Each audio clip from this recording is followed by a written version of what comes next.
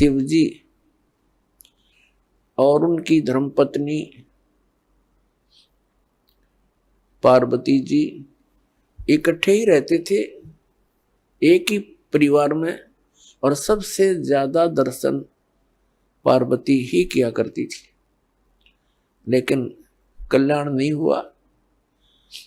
कल्याण हुआ उसका जब उनको भगवान शिव ने वो मंत्र दिया और पार्वती जी ने जाप किया, तब उनका उतना कल्याण हुआ जितना भगवान शंकर जी के द्वारा दिए गए मंत्र से होना है।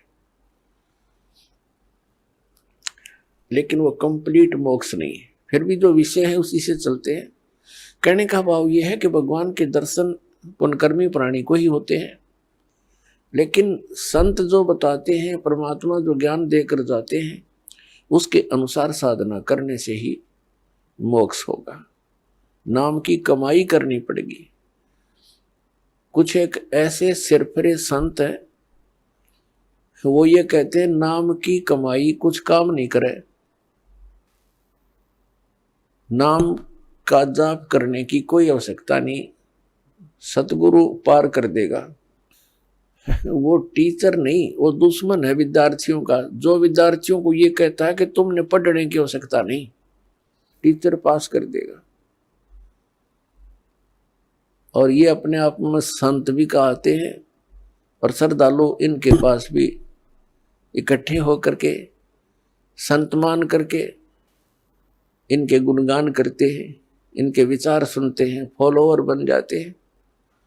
इसका कारण क्या है कि हमें बिल्कुल ज्ञान नहीं अध्यात्म का, और जब तक हमें अध्यात्म ज्ञान नहीं होगा, ये संत हमारा ऐसे ही अंडोला बनाए रखेंगे।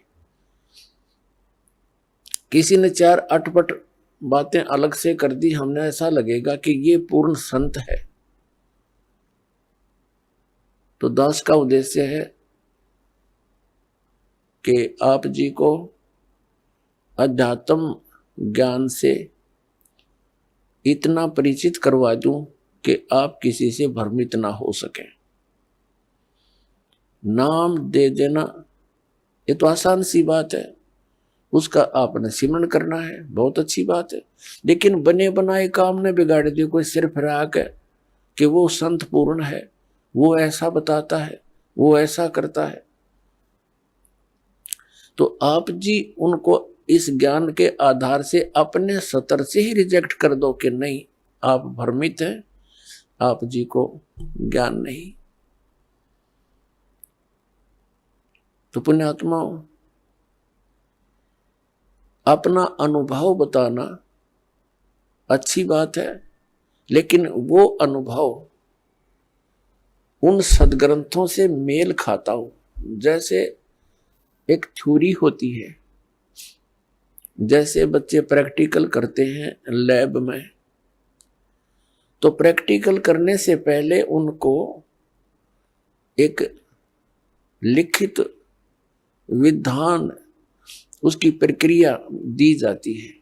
फिर बच्चे उनको पढ़ते हैं कि कौन सी कैसे कैसे करना है, उसको पढ़कर फिर वो प्रैक्टिकल करते हैं।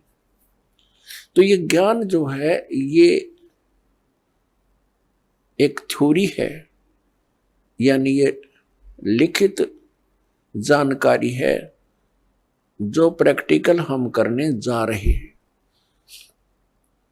जिनकी थ्योरी ही गलत है तो प्रैक्टिकल भी ऑटोमेटिकली गलत होगा। तो हमारे जो सदग्रंथ है ये हमारी थ्योरी है, और परमात्मा के जो साधन उसमें वर्णित है वो करना हमारा प्रैक्टिकल है।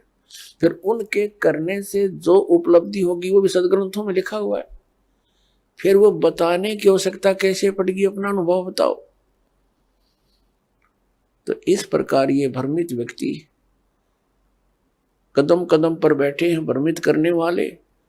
श्रद्धालुओं की कमी नहीं, श्रद्धालु को तो परमात्मा की एक विशेष कसक होती है और वे परमात्मा के लिए भटक रहे हैं। आत्मा जब से मालिक से बिछुड़ी है, इसको उसी समय से उसकी आवश्यकता महसूस हो गई थी